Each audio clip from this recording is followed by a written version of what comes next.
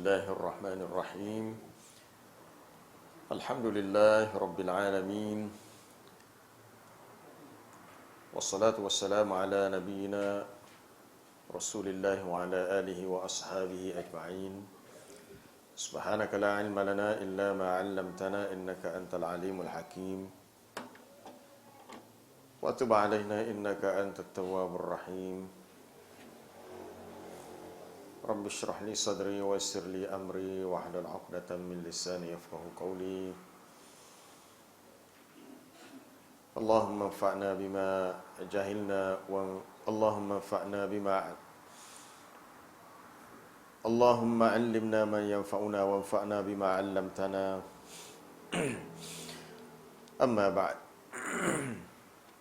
Kita berhenti minggu lepas muka surat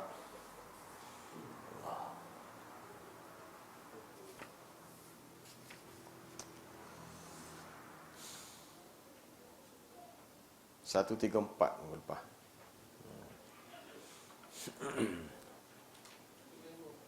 Sambungnya 135. 34 dah habis dah.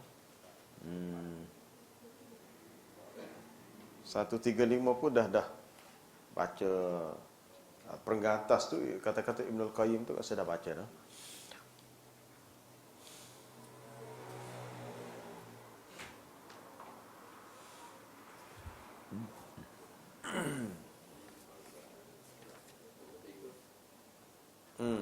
Nombor 3. Itu sebagai sambungan daripada kata-kata Ibnul Qayyim dah habis itu. Sedangkan Rasulullah sallallahu alaihi wasallam telah bersabda, yang maksudnya kewajipan kalian adalah mengikuti sunnahku dan sunnah khulafaur rasyidin. Tu alaikum bisunnati wa sunnatil khulafair rasyidin al-mahdiyyin min ba'di.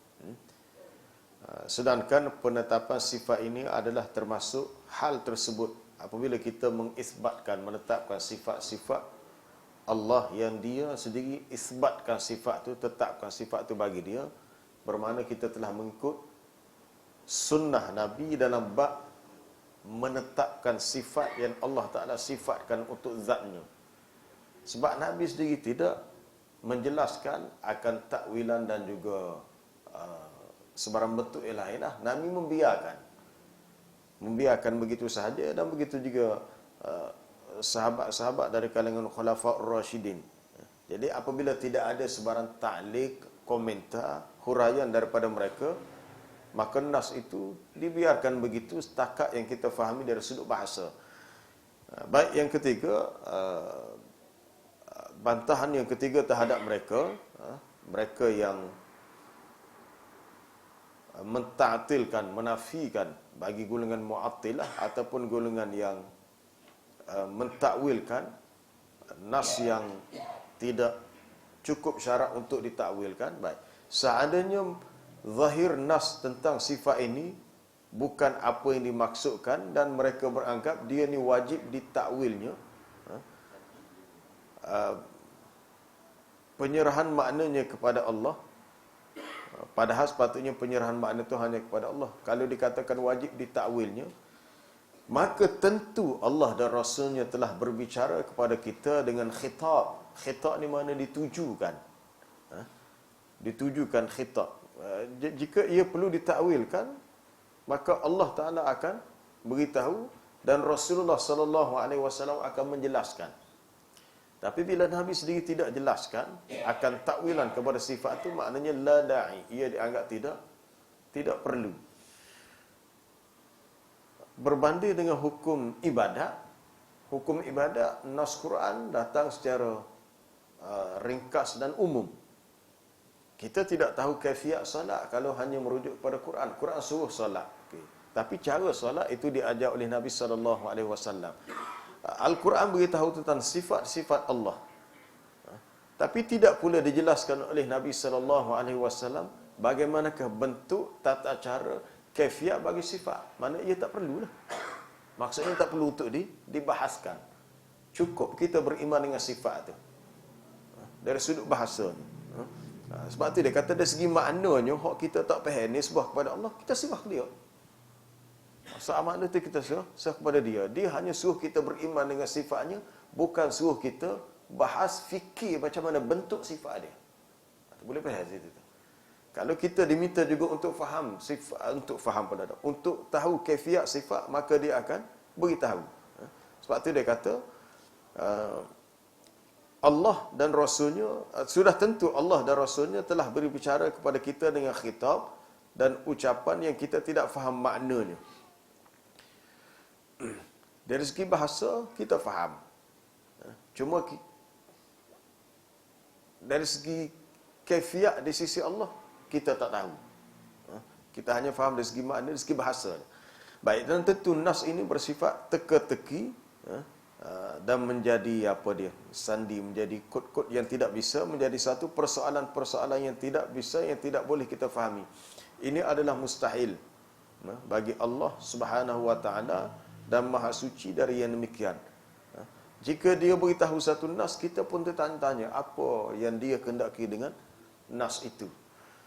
Jadi cukup seseorang itu memahami dari sudut bahasa, dari sudut maksud bahasa, kegunaan kalimah itu dalam siyakul ayat, dalam ayat itu sendiri. Kalau ada takwilan sekalipun, takwil itu tidak sampai kepada menafikan sifat itu. Tidak sampai kepada menafikan sifat itu. Apabila Allah Ta'ala menceritakan sifat ain yang kita dah baca itu, sifat ain, sifat mata bagi Allah. Kapal Nabi Nuh, tajri bi'ayunina, ianya berlayar. Dari segi terjemahan secara literal, tajri, bergerak, berlari, bi dengan ayun, mata-mata kami. Tapi dari segi mafhum, ia merujuk kepada kapal Nabi Nuh berlayar ketika banjir, Allah Ta'ala jaga dan Allah Ta'ala perhati. Dari segi bahasanya begitu. Walaupun dari segi mafhumnya begitu, ulama salaf tidak menafikan bahawasanya bagi Allah ada sifat ain. Tidak menafikan. Dengan ain yang layak bagi zat Allah. Tidak sama dengan sifat mata yang ada pada manusia. Kerana dalam hadis berkenaan dengan sifat Ad-Dajjal, Nabi SAW menyatakan, Dajjal itu a'war. Matanya bersifat tak ada sebelah. Tak ada semalam. Fa inna rabbakum, sesungguhnya Tuhan kamu, kata Nabi, Tuhanmu, laisa bi'awar. Dia tidak bersifat begitu. Maknanya Nabi mengisbatkan sifat dua mata bagi Allah. Itu perbincangan ulama. Tapi kita jangan fikir sama dengan makhluk itu je masalahnya. Sebab tu ulama khalaf dia takwil itu sebab dia meraihkan zaman dia. Dia meraihkan zaman dia sebab ramai orang-orang ajam, orang yang bukan Arab mula membahaskan benda ni berdasarkan ilmu kalam. Kerana keadaan zaman dia itu serangan ilmu kalam dalam perbahasan ilmu ni lah. Baik. Kerana kalamullah dan kalam Rasulnya adalah ucapan yang sangat jelas, sangat jelas dan mempunyai berisi petunjuk, sangat jelas, terang, lengkap dan memberi petunjuk kepada kita. Yang ketiga, jika menafikan sifat berarti menafikan kewujudan Allah. Kerana tidak ada zat tanpa sifat. Ini golongan golongan Jahmiyah, dia banyak menafikan sifat-sifat Allah. Golongan Mu'tazilah menafikan sebahagian sifat, mengisbatkan sebahagian lain. Sama juga beberapa firqah dalam Asy'ariyah sendiri, ada sifat setengah tu ditakwilkan, tidak diterima terus, kerana tidak ada zat tanpa sifat. Bila ada sesuatu zat, ada sifat bagi dia. Dan setiap yang wujud pasti mempunyai sifat.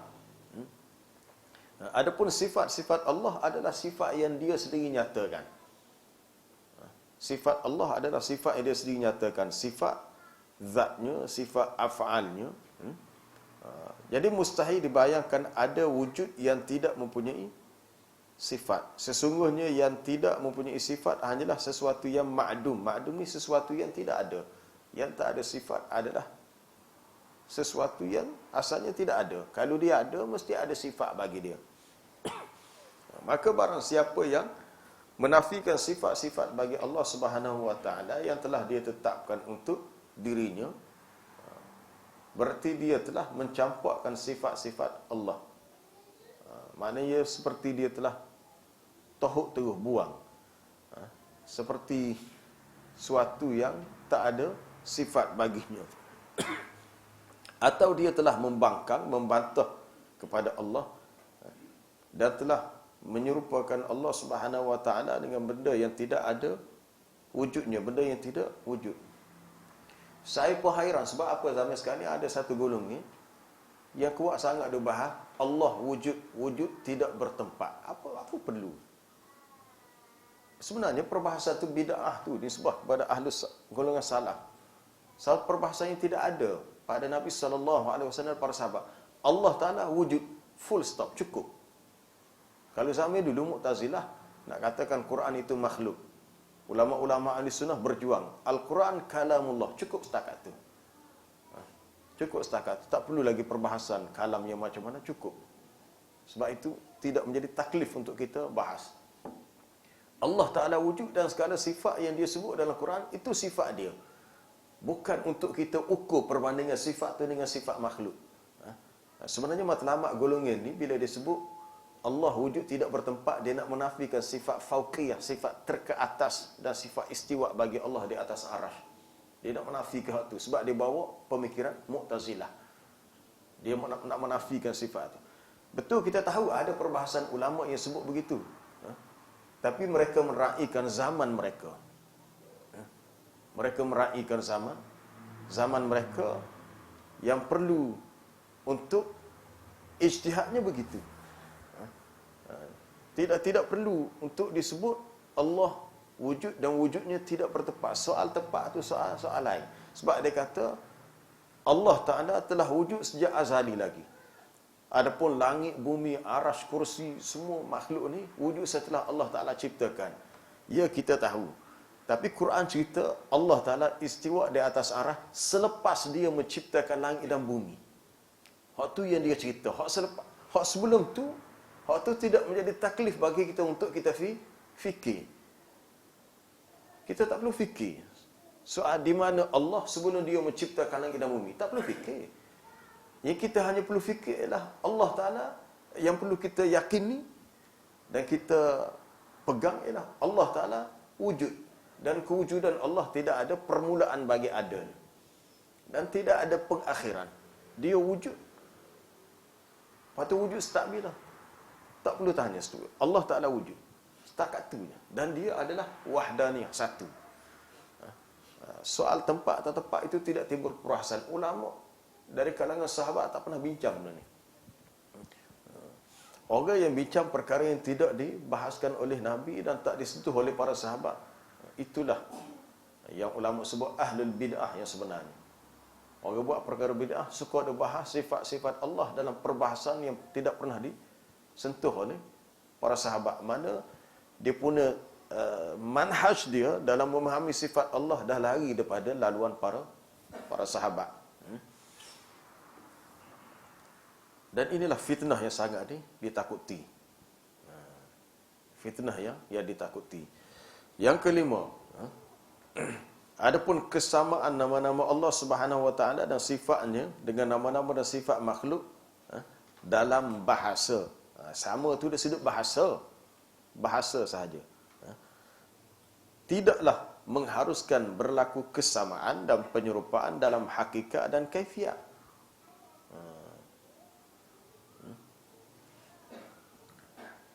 Sebab tu ada setengah orang marah bila Syekh Saleh Utsaimin sebut, ya, bagi Allah itu ada sifat tangan secara hakiki. Oh, dia kata ni dah menyamakan dengan makhluk. Kita yang tak faham bahasa. Bukan tak erti bahasa, tu bunyi kasar pula.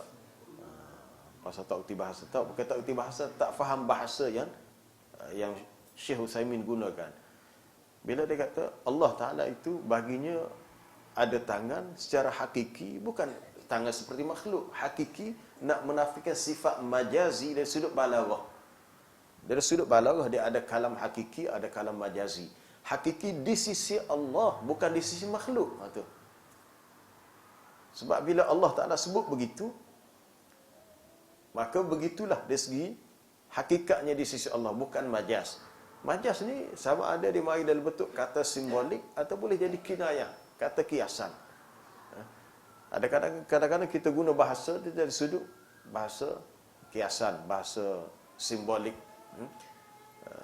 Tapi di sisi ulama salaf, bila Allah Ta'ala sebut sifat tu, maka asalnya dikira ia adalah hakikat bagi sifat di sisi Allah. Yang hakikat sifat tu tidak sama di sisi makhluk tu, ya, habis itu. Begitu juga kaifiat. Kaifiat ni tata cara. Belah mana bentuk sifat tu tak diketahui. Tak diketahui sebab Allah Ta'ala itu laisa kamitslihi syai'. Laisa kamitslihi syai', tidak ada sesuatu yang menyamainya, yang menyerupainya.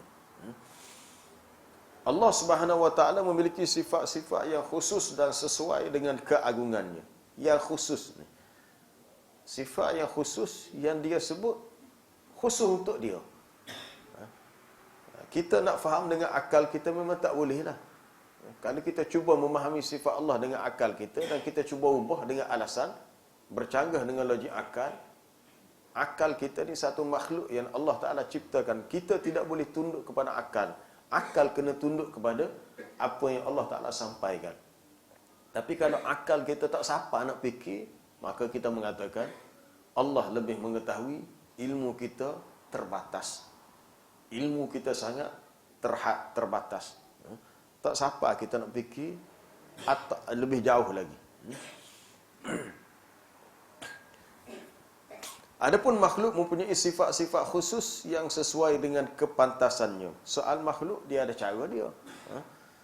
Ini tidak mengharuskan kesamaan dan penyerupaan. Bahkan antara makhluk pun tidak harus sama. Apatah lagi dengan Allah Subhanahu wa Ta'ala. Jadi kalau dirasakan ada persamaan penyerupaan, itu hanya dari sudut bahasa. Sebab masing-masing ada pengkhususan.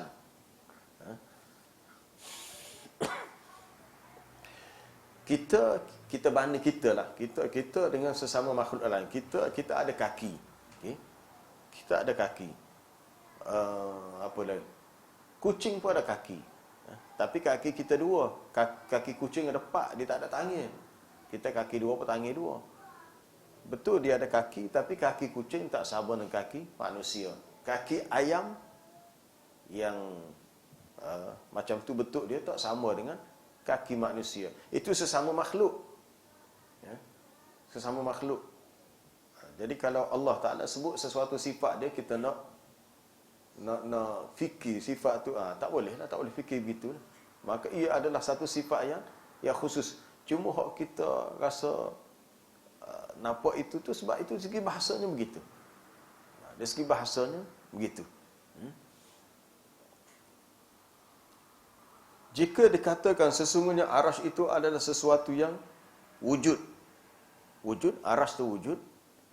Kemudian ungkapan lain sebut sesungguhnya nyamuk itu sesuatu yang wujud. Nyamuk ni sejenis makhluk kecil, serangga yang boleh terbang.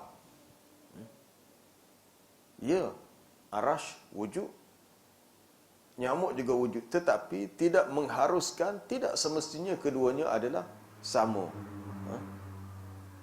Sesuatu dan wujud sama-sama wujud, tapi tidak sama dari segi kewujudan. Juga tidak sama pada hakikat dan kaifiat. Jika hal ini terjadi antara makhluk dengan makhluk, iaitu tidak wujud, tidak berlaku kesamaan, maka antara Allah Subhanahu wa Ta'ala sebagai Khalik, sebagai pencipta, dengan makhluknya adalah lebih utama untuk tidak sama. Itu mudah untuk kita faham. Kalau sesama makhluk pun tak sama, maka antara makhluk dengan Allah Subhanahu wa Ta'ala lebih lagi tidak sama. Jadi bukan bermakna bila kita terima terus segala sifat yang Allah Ta'ala sebut tadi bermakna kita menyamakan Allah. Tidak berlaku begitu. Jika wujud persamaan pada hakikat memang tak berlaku sebab hakikatnya tak sama. Cuma hok dok bergaduh nak takwil dalam keadaan sifat tu kena tengok dulu kedudukannya. Sebab pemahaman secara zahir dia anggap menyamai dengan sifat makhluk. Itu dari sudut bahasa sahaja. Dari sudut bahasa. Yang keenam, sebagaimana Allah Subhanahu Wa Taala mempunyai zat yang tidak diserupai oleh zat makhluk, maka dia juga mempunyai sifat yang tidak diserupai oleh sifat makhluk. Zatnya tidak sama dengan zat makhluk. Makhluk kalau kita fikir dengan akal, dia tidak terlepas daripada tiga bentuk makhluk. Sama ada pepejal, cecair, gas. Berfikir. Makhluk ni, dia sifat dia tidak terlepas pada tiga. Sama ada dia pepejal, dia cecair, dia gas. Tumbuh-tumbuhan, manusia termasuk benda-benda yang mati. Tiang, meja, kursi, itu berbentuk pepejal. Air berbentuk cecair. Minuman berbentuk cecair. Hak ada keliling kita dalam udara ni macam-macam gas. Hidrogen, nitrogen, apa macam-macam gas. Adapun Allah Subhanahu Wa Taala, dia tidak sama dengan apa jenis makhluk. Macam mana tu akal tak boleh nak fikir. Roh kita sendiri ni, roh yang menyebabkan telinga boleh mendengar, mata boleh melihat, bentuk macam mana? Roh tu sendiri. Roh kita tu apa dia? Itu ahli sains pun tak boleh nak kaji. Adakah roh kita ni gabungan antara gas, helium, hidrogen, apa benda apa? Roh tu sendiri. Unsur yang ada pada roh. Ini sesuatu yang kita tak boleh nak fikir. Benda tu ada. Manusia hanya boleh beri nama. Saya pun pelik kalau mikir. Kita bernafas, kita menggunakan oksigen. Macam mana pula hidung kita boleh kenal ni oksigen ni tidak oksigen? Dia hanya membenarkan oksigen masuk. Dan bila keluar, kita membebaskan karbon dioksida. Itu dari segi nama je. Hakikat, apa dia benda? Hidrogen, karbon dioksida tu, apa dia benda? Dia punya ke tak tu? Unsur-unsur tu, partikel-partikel muda tu. Kita hanya buh namanya. Cuba fikir, kita tekan telefon kita, nombor 1, 2, 3, 4. Macam mana dia boleh hantar arahan dia kena ni nombor 1, nombor 2. Lepas tu sampai nombor 9, lepas tu kosong pula. Lepas tu tambah 1 kosong, ulang boleh digit yang sama tadi. Itu yang nombor sebenarnya. Start kosong, 1, 2, 3, 4, 5, 6, 7, 8, 9. Itu tak ada lah. Lepas tu hak lain tu pengulangan. Sebelah tu tambah 1, 1. Sekarang sebelah tu sebelah 1, 1, 1. Macam mana bila kita tekan, dia tahu kok arah itu dal itu. Kalau setengah manusia buat pun kita pecah kepala nak mikir. Tak sangka nak fikir hak tu hai. Jadi akal kita sangat terbatas. Untuk fikir hakikat benda tu. Dalam tafsir ayat ala ya'lamu man khalaqa wa huwal latiful khabir. Tidakkah dia yakni Allah yang khalaqa, yang menciptakan semua makhluk, dia ya'lam, dia tahu. Dia tahu segala-galanya. Kerana dialah yang bersifat al-latif, al-khabir. Al-latif, al-alim bidaqa'iqil asya'. Al-khabir, al-alim bihaqa'iqil asya'. Pertama dia mengetahui dengan daqa'iq, dengan sekecil-kecil, sehalus-halus perkara yang kita tak tahu. Dia tahu, dan dia juga mengetahui bihaqa'iqi, dengan hakikat. Hakikat hak gapo dia hak sebenar benda tu kita tak tahu.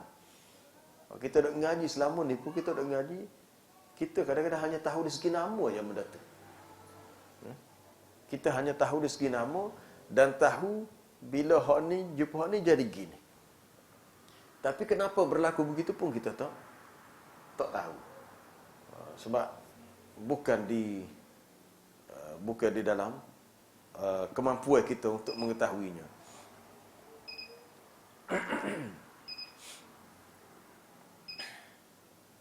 Kemudian yang ke-7, menetapkan sifat yang ada adalah kesempurnaan dan menafikannya adalah kekurangan. Kalau ditetapkan bermakna telah diteruskan akan kesempurnaan. Kalau kita kita mengaku Allah Ta'ala bersifat dengan sifat-sifat kesempurnaan, sifat yang sempurna, maka sifat-sifat yang dia sebut yang layak bagi zatnya, maka perlu ditetapkan. Tetapi menafikan sifat yang itu adalah bermakna kekurangan. Dan mustahil bagi Allah bersifat kekurangan. Yang ke-8, dengan nama-nama dan sifat ini para hamba dapat mengetahui Tuhannya dan mereka memohon kepadanya dengan nama-nama itu. Ini salah satu hikmah kita belajar al-asmaul husna, nama-nama Allah yang terindah, yang terbaik, untuk membolehkan kita minta kepada dia dengan nama-nama dia. Contohnya kita minta rezeki. Allahumma ya Razzaq, wahai Tuhan yang menganugerahkan rezeki, urzuqna, rezekikan kepada kami dengan, ataupun warzuqna, dan rezekikan kepada kami dengan rizqan wasi'an, rizqan halalan, rezeki yang luas, rezeki yang halal.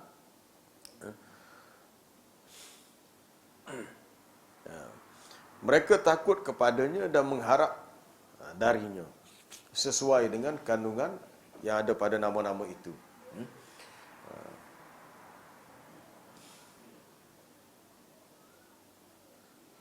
Jika dinafikan dari Allah, maka hilanglah makna-makna yang agung. Lalu dengan apa pula dia hendak diminta, dan dengan apa pula kita nak bertawassul kepadanya. Sebab salah satu tawassul yang dibenarkan adalah berdoa dengan menggunakan nama-namanya. Walillahil asmaul husna fad'uhu biha. Fad'uhu biha. Allah Ta'ala memiliki nama-nama yang terindah, yang terbaik, maka berdoalah kepadanya dengan nama-nama itu. Akhir sekali, bahawasanya makna utama, makna pokok berkaitan dengan nas, sifat dan zahir, nas zahir, bahawasanya makna pokok berkaitan dengan nas sifat adalah secara zahir, dan makna aslinya, makna asal dari segi bahasa. Zahir itu dari segi bahasa, dari segi bahasa yang kita faham. Jika seseorang kata tak boleh diterima secara zahirnya, tapi kaedah dari segi bahasanya tidak begitu. Kaedah dari segi bahasa kena terima secara zahir. Melainkan ada dalam bahasa itu sendiri suatu korinah, petunjuk bahawa kita boleh guna dengan makna lain. Kalau tak ada petunjuk, maka dia kekal dengan hak asal. Dari segi bahasanya, apa dia makna dia? Bahasa hak asal, hak biasa kita gunakan.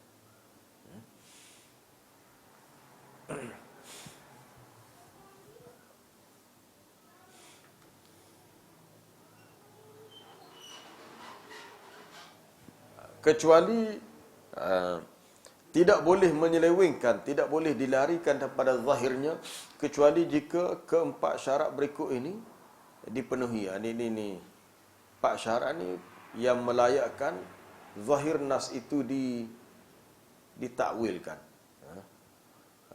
Itu menetapkan kemungkinan lafaz ni ada makna yang akan ditakwilkan kepadanya. Tidak boleh menyelewengkan daripada zahirnya ataupun mengeluarkan daripada makna yang zahir, kecuali jika keempat syarat ni dapat dipenuhi. Maksudnya boleh ditakwil jika ada beberapa korinah, petunjuk-petunjuk lain, iaitu pertamanya menetapkan kemungkinan lafaz dari segi bahasa tu dia ada makna lain yang boleh ditakwilkan kepadanya atas satu perkataan yang boleh membawa kepada makna yang berbeza. Begitu dari segi bahasa Arab begitu. Jika sesuatu perkataan tu ada pengertian lain. Kita ambil contoh sifat yadun, sifat tangan. Dari segi bahasa, betul, tangan itu dengan maksud kuasa, betul. Dalam setengah ayat, wazkur ibadana Ibrahim wa Ishaq wa Ya'qub ulil aidi wal absar. Dalam surah Sad, sebutlah tentang hamba-hamba kami Ibrahim, Ishaq dan Ya'qub. Ibrahim, anak dia Ishaq, anak pada Ishaq Nabi Ya'qub. Yang mana ketiga-tiga anak beranak ni Ibrahim dan anaknya Ishak, Ishak dan anaknya Yakub adalah ulil aidi, mempunyai tangan-tangan. Kita kata apa perlu Allah Ta'ala sebut Nabi Ibrahim, Nabi Ishak, Nabi Yakub ada tangan? Orang lain pun ada tangan juga. Wal absar, dan ada pandangan. Tangan bukan merujuk tangan sebab kita ni. Mempunyai kuwah, kekuatan dalam kerja dakwah. Dari segi bahasa ya boleh. Berdasarkan penceritaan dalam ayat tu, boleh.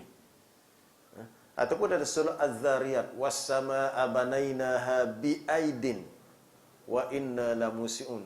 Adapun langit itu kami bina ia dengan tangan. Dan kami yang meluasnya bi'aidin, tangan, ia merujuk kepada kerja apa yang Allah Ta'ala buat secara umum. Sebab lafaz aidin tu dia mari dalam bentuk isim nakirah yang tidak diidhafahkan kepada isim lain. Dia umum. Tapi ada juga dalam nas-nas lain yang sifat tangan bagi Allah itu dinisbahkan terus kepada Allah. Dinisbahkan terus kepada Allah. Seperti kisah perdebatan antara Nabi Adam dengan Nabi Musa di hari kiamat. Bila Nabi Musa beritahu, wahai Adam, engkaulah bapa kami, engkaulah manusia pertama yang Allah Ta'ala ciptakan engkau dengan tangannya. Itu kata Nabi Musa kepada Nabi Adam. Allah Ta'ala ciptakan engkau dengan tangannya. Jika maksud tangan itu kuasa, maka tak ada keistimewaan yang khusus bagi Nabi Adam. Sebab makhluk lain pun Allah Ta'ala ciptakan dengan kuasa juga. Maka cara paling selamat ialah Allah Ta'ala ciptakan Nabi Adam dengan tangannya. Tangan yang kita tidak tahu apa yang dia kehendaki dalam konteks hadis ni. Tapi tangan itu tangan lah. Tidak sama dengan tangan makhluk. Tidak sama dengan makhluk. Kalau nak kata dengan kuasa, mungkin boleh diterima.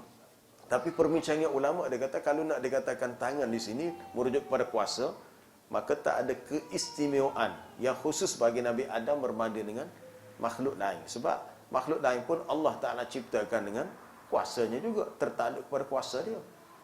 Bila dia menghendaki, antara kudrat dan iradahnya, dia berkuasa dan dia menghendaki, lalu dia berkata kun fayakunu. Kun fayakun, kehendak dan ada kuasa. Kita ada kehendak tapi kita tak ada kuasa. Kita ada kehendak tapi tak ada kuasa. Kita rasa lapar. Kita makhluk rasa lapar. Kehendak kita nak makan. Adakah kita ada kuasa untuk menjadikan kita perseru, wahai makanan-makanan yang berada di dapur, datang ke sini, dia pun main. Tak boleh buat gitu. Kita tak ada kemampuan untuk tarik makan dekat mari depan kita, tak ada. Kita tak boleh buat. Kita kena usaha. Kita ada kehendak, kita kena usaha. Usahanya kita kena cari. Allah Ta'ala, dia punya iradah dia, kehendak, bila dia menghendaki sesuatu, innama amruhu idza arada syai'an an yaqula lahu kun fayakun. Dia hanya perlu berkata kun. Dengan kuasa dan kehendaknya, maka berlakulah apa yang dia kehendaki. Dari segi kaifiat kita tak tahu, tapi dari segi bahasanya Quran cerita begitu. An yaqula, bahawa dia berkata. Kita pun fikir macam mana Allah Ta'ala berkata-kata. Tak payah fikir dah. Kaifiat, cara tu tak perlu fikir. Tapi dia beritahu dia, yaqul, dia berkata, kun fayakun. Menegakkan dalil dan memalingkan lafaz dari zahirnya kepada makna yang mungkin yang terkandung dalamnya, yakni makna yang menyalahi zahirnya. Itu jika ada dalil. Dalil ni panggil qarinah ni. Yang kedua, kalau ada dalil. Hak tadi dari segi bahasanya ada makna yang lain. Dari segi dalil, kalau ada dalil yang boleh kita alihkan lafaz dari makna zahir kepada makna lain yang menyalahi zahirnya. Jika ada dalil yang lain membawa pengalihan itu.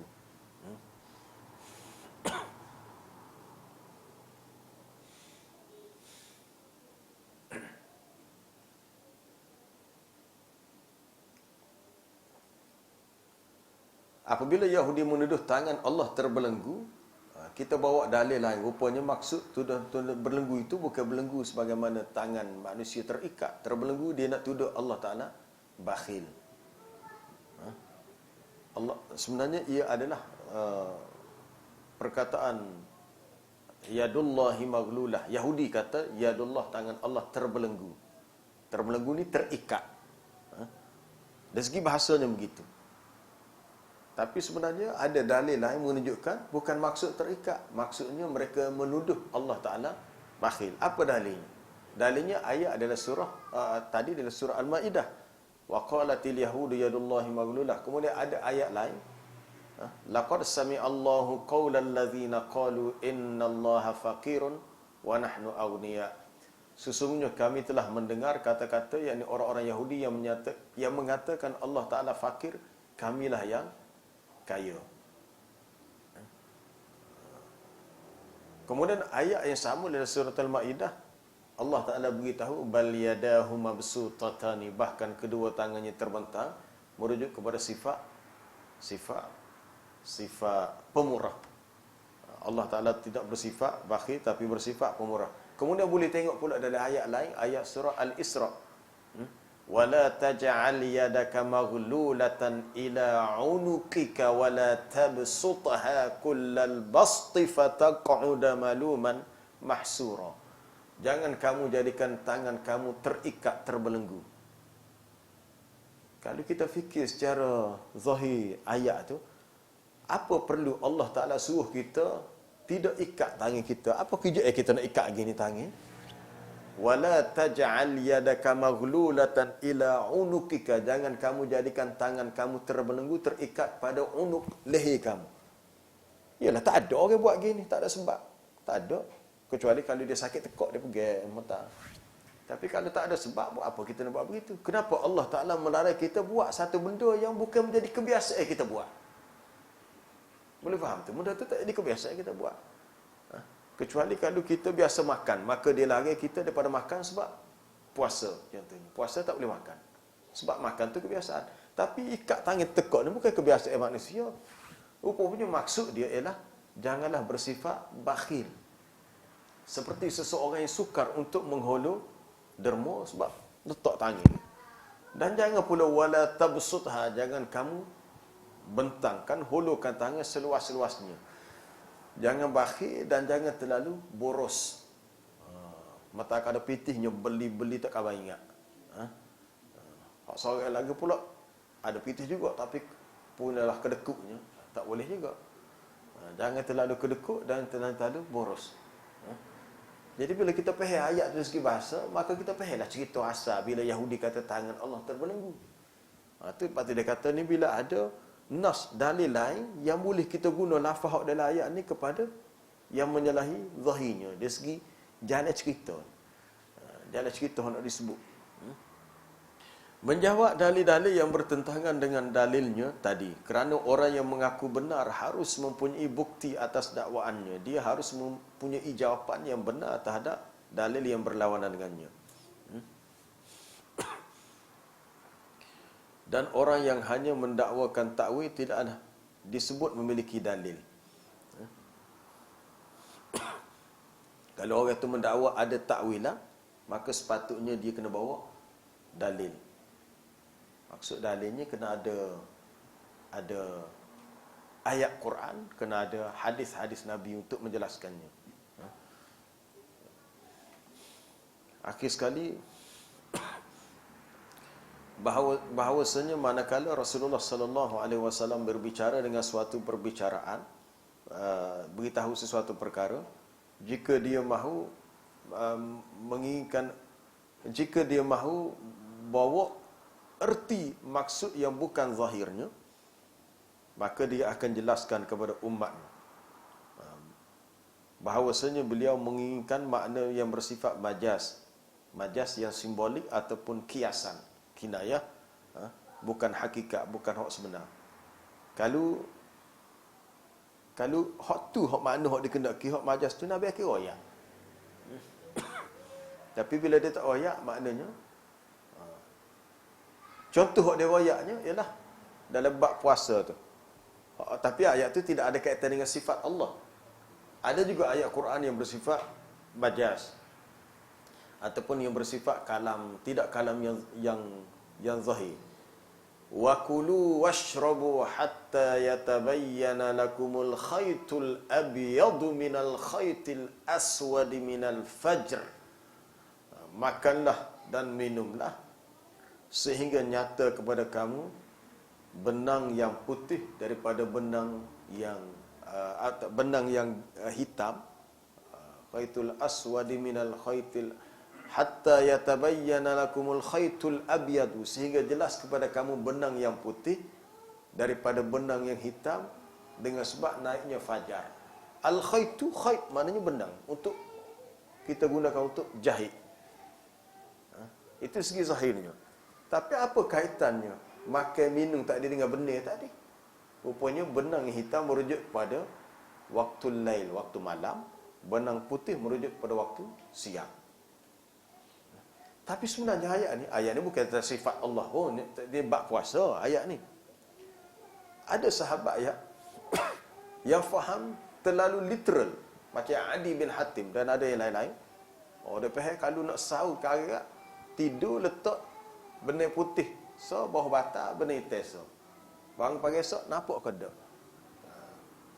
Tapi bila Nabi tahu, Nabi kata, bukan begitu sebenarnya. Bukan itu yang ayat tu maksudkan. Ayat tu maksudkan ialah sehingga kamu yakin bahawa sudah masuk waktu subuh, maka tak boleh lagi makan dan minum.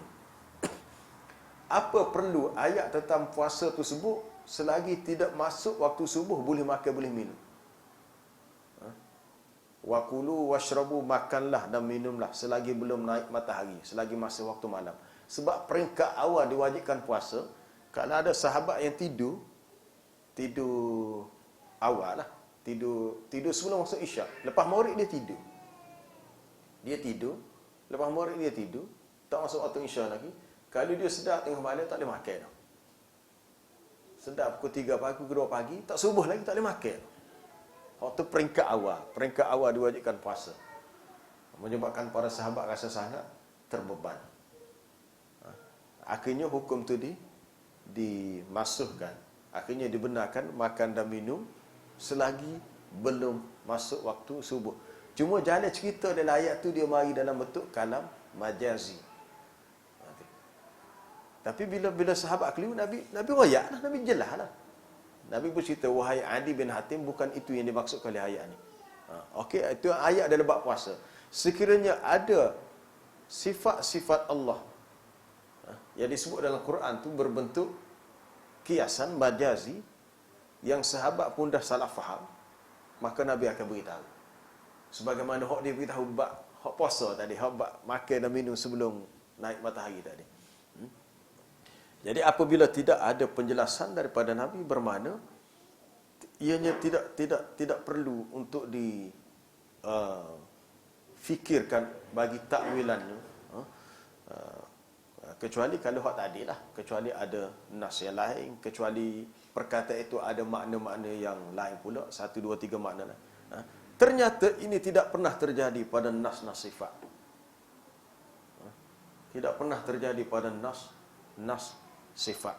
Jadi sahabat terima seadanya yang Nabi beritahu.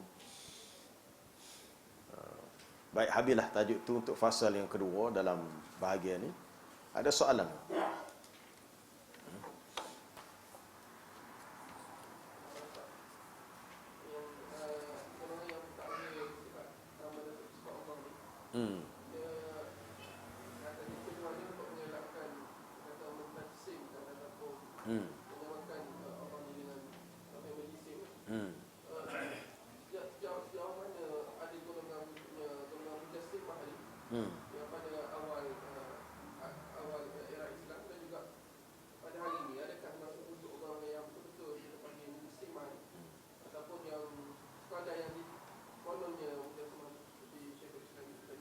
tidak wujud peringkat awal zaman sahabat, zaman Nabi tidak wujud. Mereka mengisbatkan tanpa menyamakan. Isbat dari segi bahasa. Cuma hak timbul dakwah sekarang ni, hak kata kalau menetapkan sifat tu bermakna menjisimkan sifat Allah dengan sama dengan sifat makhluk. Isbat la tajsim. Kalau dakwah itu dikatakan mungkin berlaku kurung yang berikutnya sekitar kurung ke-4 ke-5, betul memang ada. Itu memang ada. Golongan musyabbihah, mujassimah itu ada. Tapi ia berlainan dengan manhaj golongan salaf yang isbat sifat sebagaimana yang Allah Ta'ala beritahu. Tapi dia punya metod dia isbat bila takif tanpa dikaifiatkan, wala ta'til tanpa dinafikan, wala tashbih, wala tamsil tak boleh diserupakan. Mana sekadar isbat dari segi bahasa, sebab Allah Ta'ala sebut gitulah dari segi bahasa, tapi bukan bermakna sama dengan sifat makhluk. Adapun golongan yang kata bila isbat sama dengan makhluk tajsim, sebab dia anggap bahasa yang digunakan di sisi Allah tu sama dengan bahasa di sisi makhluk. Dia menganggap begitu. Kita kata itu dakwah itu atas anggapan dia. Lah adalah tuduhan-tuduhan liar mengatakan Syekhul Islam Ibn Taimiyah ni berpegang kepada kaedah tajsim, menganggap sifat-sifat Allah berjisim dengan sifat makhluk. Dakwah itu adalah tidak benar kalau kita baca tulisan Ibn Taimiyah sendiri. Orang yang mendakwa begini dia hanya mengutip pandangan daripada musuh-musuh kepada Imam Ibn Taimiyah rahimahullah. Kalau baca dia manhaj dia sama dengan as-salaf, dia isbat tanpa takwil dan tanpa tamsil, tanpa takyif. La ta'til, tidak dinafikan, tidak ditakifkan, tidak ditamsilkan, tidak diumpamakan. Dan apa yang disebut oleh Ibn Taimiyah, itulah yang dipengaruhi oleh majoriti ulama as-salaf dalam zaman-zaman terawal. Dan mereka tidak berselisih pandangan dalam masalah ni. Tokoh-tokoh yang masyhur sebutlah, sama ada Imam Mazhab 4 ataupun yang lebih awal sedikit daripada mereka, Imam Sufyan Ats-Tsauri, Sufyan bin Uyainah, Abdullah Al-Mubarak, apa lagi, Al-Auza'i, tokoh-tokoh yang masyhur dari kalangan generasi tabi'in. Mereka isbat tanpa takwil. Soal tajsim ada berlaku firqah yang tertentu, kurung yang tertentu, tapi ia tidak sama dengan manhaj as-salaf yang isbat tanpa tamsil. Hak jadi tajsim tu dia isbat, apa tu dia umpamakan begini. Tak bolehlah mengumpamakan, menyamakan.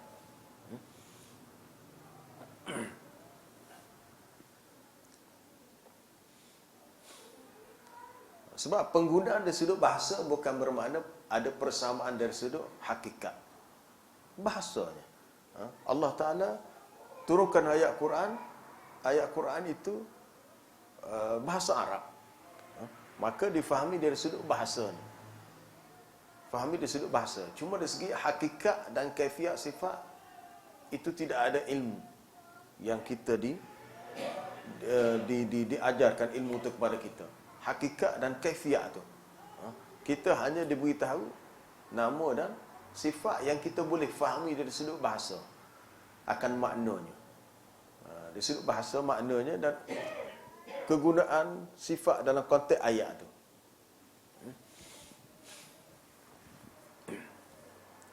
Dia punca timbul tak dikih gitu bila isbat jadi tajsim, sebab kita lebih sangat menggunakan akal. Kita melebihkan penggunaan akal. Akal ruang dia untuk fikir tentang tanda-tanda kekuasaan Allah, bukan nak fikir tentang bagaimana bentuk dan tata cara sifat Allah. Itu yang sebenarnya. Kalau kita jalan setepak jalan raya lah, kita nampak bekas atas jalan raya tu tayar. Kita kata mungkin sini dulu pernah berlaku kemalangan, ada orang berik mengejut, berik. Bila berik kuat ni, tayar tu bekas pada jalan. Boleh faham tak? Faham tak? Bila kita berik mengejut dengan kuat, bekas tayar tu akan melekat pada jalan raya. So kita berfikir dulu mungkin di sini pernah berlaku kemalangan, sama ada berlaku atau tidak, tapi orang di belakang tu dah berik dah. Bila dia break dengan kuat, kesan tayar tu melekat pada jalan raya. Sekarang ni kita diminta fikir tentang kekuasaan Allah berdasarkan apa yang ada di alam ni. Ada matahari, ada siang, ada malam. Itu akal. Akal. Sebagaimana akal kita fikir, apa lekat tayar kereta, bekas tayar kereta atas jalan raya. Adakah orang itu saya sahaja nak break? Tak ada pasal. Mungkin dia telah break secara emergency. Akal kita boleh fikir. Tapi adakah dengan bekas tayar tadi kita pun nak mikir jauh, tayar ni besar setara ni, kereta ni gini, kereta ni pakai steering ke mana? Tak perlu dah. Kita hanya fikir tentang bukti-bukti kewujudan Allah, tapi nak fikir tentang bagaimana sifat-sifat Allah, bagaimana bentuk sifat tu, tak lagi dah. Kita nak pergi lebih jauh tu tak boleh dah, sebab di luar ada ilmu kita. Contoh hamba buat tadi untuk mudah kita faham je. Walillahil masalul a'la. Allah Taala mempunyai perbandingan yang lebih tinggi. Itu untuk mudah kita faham sikit analoginya. Adakah semata-mata dengan lihat ada bekas tayar atas jalan raya kita pun boleh jelaskan sesuatu tayar ni, kereta ni mesti gini-gini, kereta jenama ke apa? Kita tak mampu untuk buat tafsir sejauh tu. Jelas kan? Mana ada tempat kita boleh guna akal, ada tempat kita tak boleh guna. Bila nak masuk perbincangan tentang sifat-sifat Allah, dan akal kita tak boleh pergi, kita nak tembak juga atau jadi gitu tadi ni. Dia punya kesanaan akibatnya jadi gitu. Tak ada satu pun ulama salaf ataupun dari kalangan sahabat sendiri yang faham sifat Allah dalam Quran tu adalah sifat yang berjisim. Dia tak faham gitu. Tak ada punya faham gitu.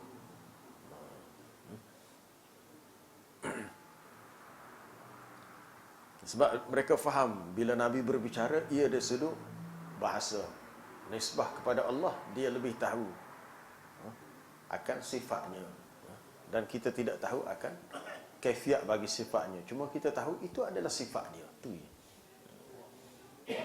Ada soalan lain?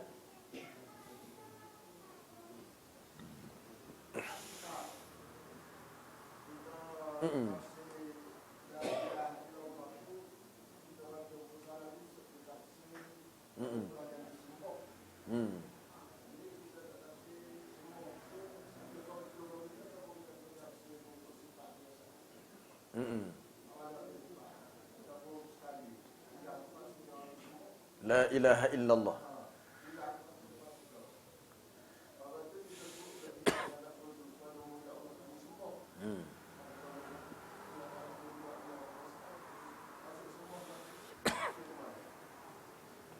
Yang tepatnya la ilaha illallah, la ma'bud bihaqqin siwallaha. Perkataan ilah jika diterjemahkan setakat tiada Tuhan melainkan Allah, itu belum lengkap, belum komplit lagi. La ilaha illallah. Ilah yang dimaksudkan ini Tuhan yang sebenarnya berhak disembah. La ma'bud, tiada yang berhak disembah, bihaqqin, sebenarnya siwallah, melainkan Allah. Tak tahulah, mungkin dalam setengah terjemahan kalau tengok masa azan dalam TV tu, bila asyhadu an la ilaha illallah, dia ada terjemahan dia kan. Aku bersaksi bahawa tiada Tuhan yang dalam kurungnya yang berhak disembah melainkan Allah. Betul tak tu? Sebab dari segi ilaha maknanya ma'bud, yang berhak diberikan ibadat, ketundukan, kepatuhan, ketaatan hanyalah kepadanya. Kita solat sebab Allah Ta'ala suruh kita solat. Solatnya begini caranya. Solat tu maknanya doa. Ad-doa. Sebab tu dalam bab doa kita hanya minta kepada Allah. Kita susah hati, takut, lalu kita bergantung kepada Allah supaya hilang rasa takut. Jangan bergantung dan jangan minta yang lain. Sebab itu ibadat. Ibadat yang termasuk dalam ibadat hati, takut kepada Allah, bertawakal kepada Allah. Dan itu termasuk dalam pengertian ilah yang telah kita bincang dulu. Mana kalau seseorang tu meyakini la ilaha illallah dalam urusan kehidupannya, apa-apa yang masuk dalam definisi takrif ibadat, maka ia hanya beribadat kepada Allah. Dan pengertian la ilaha illallah diperkuatkan lagi dengan ikrar yang kita baca setiap kali kita salat, itu dalam ayat surah Fatihah, iyyaka na'bud wa iyyaka nasta'in. Dua-dua tu. Hanya kepada engkau yang kami sembah, kami beribadat, dan kepada engkau kami minta pertolongan. Nasta'in, itu maknanya nuridu al-isti'anah wal musa'adah. Kami mahukan bantuan, pertolongan hanya kepadamu ya Allah. Adapun soal makhluk ni, pertolongan makhluk itu bersifat majazi, simbolik. Kita minta tolong dengan orang, ada orang tak si tolong kita, tak boleh marah. Dia tak boleh suruh, macam mana? Kita tak ada kuasa untuk paksa dia tolong kita. Bila kita terdesak, ya Allah, permudahkan urusanku, jadikanlah ada orang yang mudah kira nak tolong aku. Tu. Sebab tu kadang-kadang banyak urusan berlaku dalam hidup kita, minta tolong seorang tak boleh tolong, orang ni tak boleh tolong. Kita pun main mikir, ya Allah, apa dosa yang kau buat menyebabkan hati-hati manusia susah untuk engkau buka bagi tolong aku. Sebab orang tu jadi tak si tolong kita, Allah Ta'ala tutup pintu hati dia, tak si tolong kita. Kita pun muhasabah, apa dosa aku, perlu kita bertaubat. Menyebabkan pintu hati manusia tertutup untuk tolong kita. Sebab manusia tak boleh tolong kita apabila Allah Ta'ala tidak mengizinkan pertolongan dia sampai kepada kita. Tetapi bila Allah Ta'ala izinkan, kita tak minta tolong pun, orang mari tolong dengan mudah. Nampak anda dalam kesusahan, ada apa-apa saya boleh bantu? No. Saya nampak awak ni susah, ada susah ke apa, boleh tolong ke? Dia pula menawarkan diri. Sebenarnya Allah Ta'ala buka pintu hati dia untuk mari tolong kita. Sebab tu kita kena fikir dalam hidup kita ni, apabila sukar untuk mendapatkan bantuan pertolongan, carilah sebab-sebabnya kenapa Allah Ta'ala tidak izinkan pertolongan itu siapa. Hakikatnya pertolongan itu daripada Allah. Cuma hak daripada makhluk ni sebagai saluran dan juga laluan. Kadang-kadang orang tu berniaga, dia kata dia ambil tender situ, tender sini, tak boleh. Akhirnya marah, dia kata tak boleh sebab orang lain tu dia guna kabel. Dia kena orang atas. Itu secara sebab-sebab luaran kita kata okeylah, kita boleh terima. Tapi kita kena lebih meyakini kekuasaan Allah. Allah Ta'ala tidak izinkan adanya rezeki kita dengan cara tu lagi, maka kita kena sabar. Cuma kita kena muhasabah kita dengan Allah, apa yang tak kena lagi. Sehingga kan dia tidak izinkan benda tu sapa kepada kita.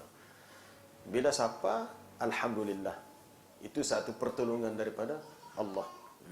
Jika Allah Ta'ala nak tolong, maka mudahlah urusan kita. Tapi bila dia tidak tolong, kita akan jadi payah. Hakikatnya semuanya Allah Ta'ala tolong kita. Kalau faham mulai iyyaka na'bud wa iyyaka nasta'in, kita minta tolong ya kepada Allah. Kita keluar daripada rumah tak tahu selamat ke tidak nak balik lepas ni. Adakah kita keluar dan kita selamat, balik dengan selamat? Apa dia kita keluar dengan selamat dan balik pula dengan selamat? Kita tak tahu. Maka kita pun minta pertolongan kepada Allah supaya dia pelihara kita, dia jaga kita, supaya setiap perjalanan kita adalah selamat. Kalau kita sendiri nak jaga diri kita, dah tak boleh. Tak boleh. Amba tengok ada satu klip video orang kata CCTV, rakaman CCTV. Ada dua orang tu jalan tepi jalan, jauh dengan jalan raya. Dia jalan dengan saing dia duk buat. Tiba-tiba pun mari tayar melambung. Rupanya ada satu lori kebah lalu cabut tayar. Melompat, pum, kena belakang dia, mati serta-merta. Saing dia tersebelah tak kena. Bukan bermakna kita kata bila kita berada jauh daripada jalan raya, jauh daripada kereta motor, kita selamat. Mungkin dia main di atas, mungkin daripada tepi. Kalau kawan ni paling sikit, mungkin dia boleh mengelak. Tapi Allah Ta'ala menentukan berlaku kes itu, kemalangan itu kepada dia yang cara tu. Tayar tu main dia kuat, tung, kena kepala, buk, jatuh, mati terus. Serta-merta. Adakah kita fikir bila kita berada di tempat-tempat berisiko, kita selamat atau tidak? Kalau kita tidak bergantung harap, bertawakal kepada Allah, kita hidup takut sama. Kita bawa kereta ni, nampak kereta meleng depan. Takut tiba-tiba dia tersasar, masuk lahan kita. Kita okey dah dia. Sebab tu, orang yang memiliki jiwa hamba, dia akan sentiasa ingat kepada Allah. Masa dia senang, masa dia susah. Masa dia tenang dan masa dia cemas.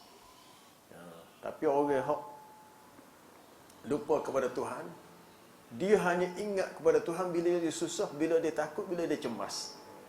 Tapi bila dia senang, bila dia gembira, bila dia dia sehat ke sebagainya, dia lupa kepada Allah. Itu penyakit manusia. Jadi kita sambung ke depan pula lah untuk tajuk yang berikutnya. Wallahu a'lam. Subhanakallah bihamdika asyhadu an la ilaha illa anta astaghfiruka wa atubu ilaik. Wa sallallahu wa sallama ala nabiyyina Muhammad wa ala alihi wa sahbihi. Walhamdulillahi rabbil alamin.